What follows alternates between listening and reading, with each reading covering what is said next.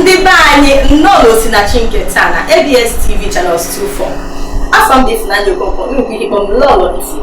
Osinachi bebe anyị na-akọwapụtara unu ọtụtụ ihe Chikere n'uru ndị ha bara gasịrị anyị, otu e nwere ike isi wee sie ya ma ọ rie ya ka o wee dozie anyị ahụ.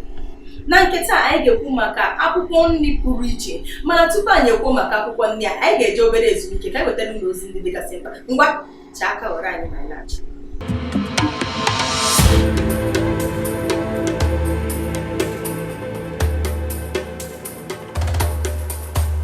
Nnọọ dịka nsi wee gwa unu n'izizi na ihe anyị na-ene anya n'ụbọchị nke taata bụ akwụkwọ nri pụrụ iche. Anyị chọrọ ịma otu anyị nwere ike isi wee sie ya bụ akwụkwọ nri ka o wee dozie anyị arụ wee rikwe ya bụ akwụkwọ nri, maka na ọ bụrụ n'agbanyeghị na a na-ata ya bụ akwụkwọ nri anyị kwuru ata, ị nwekwa ike iji ya sie ofe.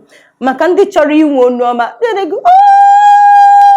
n'ụlọ ụka, ị nwekwa ike ịta ya na ndụ ka o wee dọtie onu gị, ka onu gị na-atọ rerererere. Ngwa ka anyị na-anya ka anyị mara ihe ọ pụtara, ihe bụ ihe anyị nwegasị n'elu tebụl anyị tupu anyị esibi ya. Amaghị m ebe obi gị na-aga, mana ka m kọwara unu. Anyị nwe ọgbọnọ nke anyị ji okpeyi ndị oyibo na-akpọ fermented locust bean wee gwọkọọ. Anyị nwe crayfish ndị obodo anyị si na-afịrị ya. Anyị nwe okra, which bụ isi sekpu ntị anyị ji wee bịa n'ụbọchị nke taata. Ị na-anya efe ọmalịcha mmanụ pụrụ iche, ifu ka mmanụ asị acha pọpọpọpọpọ. Anyị nwe anụ nnama, anụ efi ka anyị gote, ose akwọrọ akwọ, onions na ife ọzọ riri ma nnu ma ihe ndị ọzọ dịgasị ebe a. Anyị nwe akwụkwọ nri ụgụ anyị ga-eji wee sie ya bụ nri. Ị ga-afụzi otu anyị esi gwọkọọ ya bụ ife ka anyị wee rie ya ka o wee nye anyị ihe n'ahụ, n'otu ị nwekwa ike isi wee sie. Ịma na ọtụtụ ndị mmadụ na-esi okra ha n'ụzọ dị iche iche. Ụfọdụ ga-awụnye ya, ụfọdụ ga-asị ka ha yie okra ha eye, ụfọdụ ga-asị ka ha sie ya esi, ụfọdụ ga-asị ka ha mee ya n'ụzọ nke dịgasị iche iche. Mana n'anya ka ịchọpụta ụzọ anyị si wee sie okra anyị, ka ị ma ka otu aka ị ga-esi wee na-esizi nke gị. Chetakwa na okra nwere nnukwute fiber na-edozi ahụ. Okra na-enyekwa aka na-akụtu cholesterol na LDL dị n'arụ mmadụ. Okra bụ nnukwute isi sekpu ntị nke na-ewepụ antioxidant nọ mmadụ n'arụ. Okra bụ ezigbote akwụkwọ nri mmadụ ọbụla kwesịrị ị na-eri. Ma onye chọrọ inwe onu ọma na-abụ ha weta okra ha taa ya ata. Ụfọdụ ga-asị na ha ga-aba ya na mmiri, ṅụọ mmiri ya ka onu ha wee na-asọrịrị. Mana otu ọbụla isi wee chọọ ime nke gị, sọsọ gị mana emekwana nke ọ ga-abụ imeche ọma ndị gị mma n'arụ. Mana tupu ime ihe ọbụla na ị chọrọ ịta okra, na asị gị taa okra maka na ịdị ime, na asị gị taa okra, jee gịnị, jekwuru dọkịnta gị ka ọ kọwarụ gị ọfụma, ka ọ nenekwa gị ahụ maka ọ dị gị mma n'arụ. Ngwanụ anyị yaba na ya bụ usekwu anyị ka anyị sibe ya bụ nri anyị ji maka ya bịa n'ụbọchị nke taata. Ngwa soro m ka anyị gaa.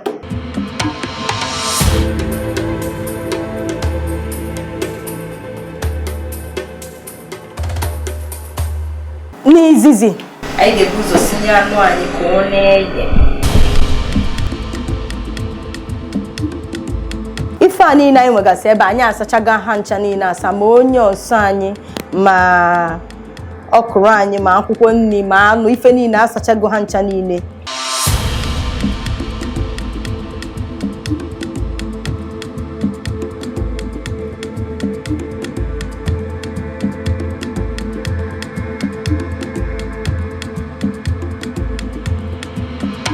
Ife a na-etinye bụ fermented locust bean, mana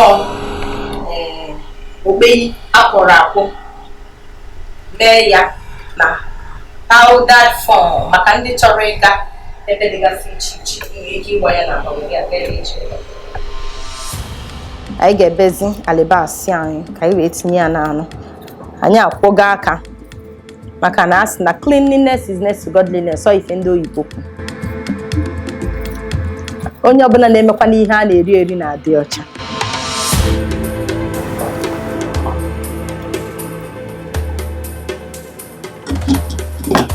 Anyị ga-etinyezi ya ose ka ose a baa n'ime ya bụ anụ. Ọ ya ka nja ọ na-amasị m mgbe ọbụla m na-esi anụ ka m wunye ya ose mmiri ka o wee baa n'ime ya, wepụta ụtọ ya.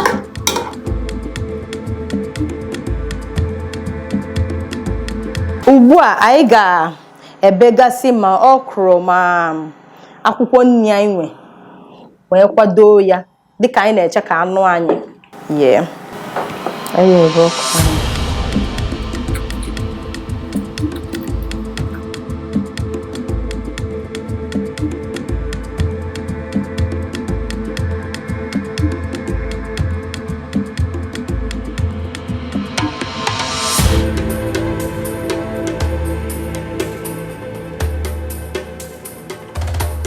Ka anyị bezie ya bụ akwụkwọ ugu anyị ga-eji sie ya bụ ofe.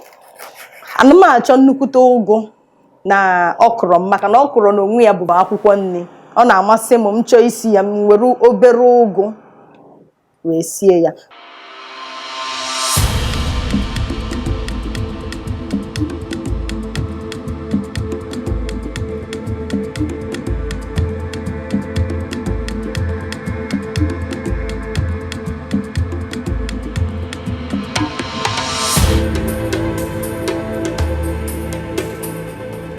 Ugbu a ka anyị nene anụ anyị ka anyị maa ka oge erugo. Ịma na ihe a bụ okra ka anyị na-esi. Adị m achọ nnukwute mmiri na okra m.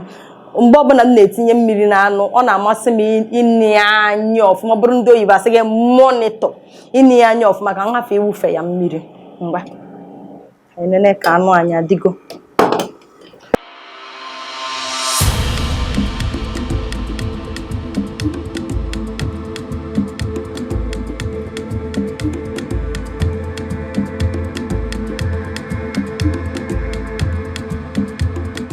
Anụ anyị fọrọ obere ka ọ yie, mana tupu anyị enene ya ọzọ kwanyewezie ngwongwo anyị niile n'ime ya ka anyị gaa obere ezumike. Anyị na-anachite agakwa n'ebe ọbụla.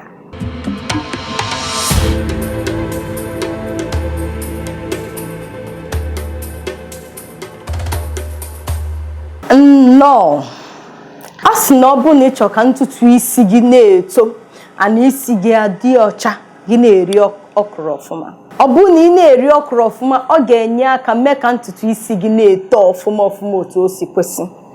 Mana chetakwa na ife ọbụla gbasara akwụkwọ nri okra na-enye ọbara n'arụ. Ọ na-edozi arụ. Ọ ga-eme gị arụ gị niile a na-egbuke egbuke dịka nwa ọfụrụ, dịka nwa 2 years, ọ bụgodị na edezi 100 years.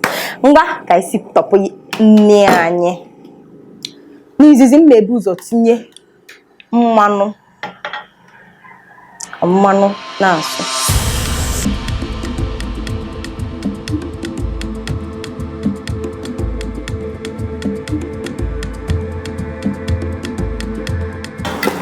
Mmanụ anyị adịgo mma. Ugbu a m na-etinyezi ose nkwọrọ akwọ nke m na-ejizi sie nri.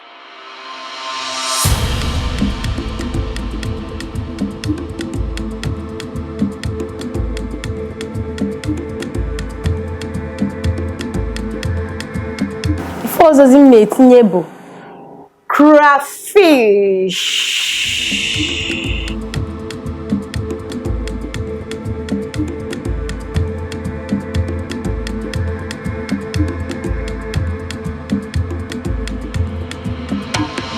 Anyị etinyezie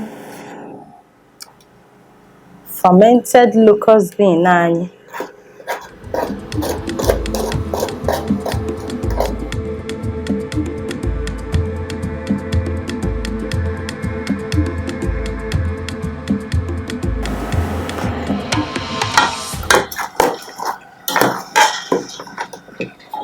Ugbu a m na-etinyezi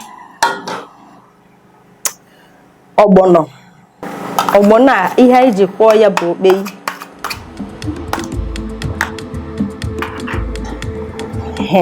Anyị mechazie anyị ekwuchie ya ka o wee suzie ọfụma tupu anyị etinye okra anyị. Tupu anyị etinyezie ya bụ okra anyị, maka na adị m achọ ka okra kpee sitee ya ogologo oge. Achọrọ m ịgwa unu na okra anụnwa na-akụtu kalori dị mmadụ n'arụ. O bughị oke kalori. Nri ọ ga-abụ iri sie ya, akwụkwọ nri ọ ga-abụ iri sie ya, o mee gị ime ahụ eju oge oyi. Fiber dị na okra na-eme ka mmadụ hapụ ị na-atagharị ọnụ imegonu nke ọ ga-abụ iri sie nri abalị na-achọ ihe ị ga-eji tagharị ọnụ. Fiber dị n'okra na-eme mmadụ afọ eju gị ịma nchọ ihe ị ga-eji tagharị ọnụ n'abalị, ọ ihe fiber na-emegasị. Fiber dịkwa n'okra na-edozi mmadụ arụ, mee gị ime afọ ga-eju oge oyi maka onye na-enwe oke afọ ikpo ọkụ. Okra na-akụtu shuga, na-akụtukwe diabetes, na-eme ka ụdị diabetes dị mmadụ na-arụ gbatuo n'ebe ọ dị ukwuu, na-ewepụkwa ihe ọbụla dịka shuga na-arụ mmadụ n'ebe ọ pere mpe. Ọ bụrụkwa ya nwa bụ ọgwụ shuga, mana ọ ga-enye aka dozie gị ime arụ. Ọ bụrụ onye nwe ọrịa shuga, ị na-eri okra mgbe niile, ọ ga-enyere gị aka mee ka shuga dị gị na-arụ gbatunatatu. Ugbu a anyị ga-etinyezi ihe ọsọ riri anyị etinyezie okra. Ngwa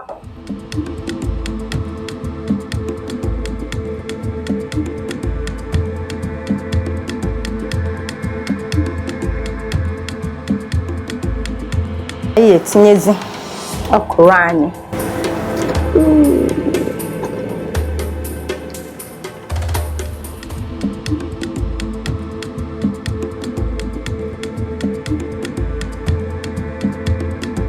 Ka anyị tinyere okra, anyị ga-etinyezi akwụkwọ nri ụgụ anyị ji esi nri nke taa.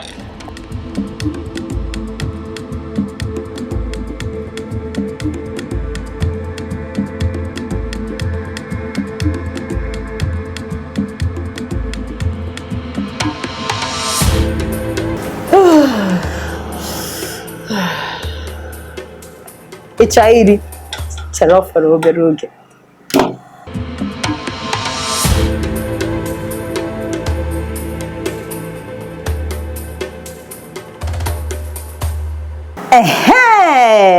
Nri anyị eyego, ugbu a anyị ekupụtezi ya ka anyị nene ma rikwa ya ka anyị mara otu o si asọ.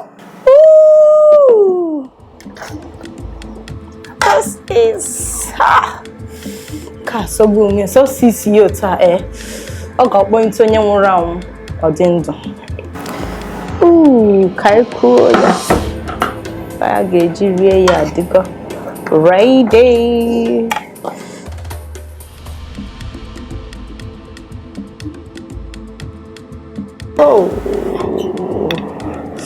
Ị na-anya ịfụ na akpụ m adịgo ezigbote, aka m asamasa asago m ya ọfụma ọfụma, ọ dịgo ready to eat.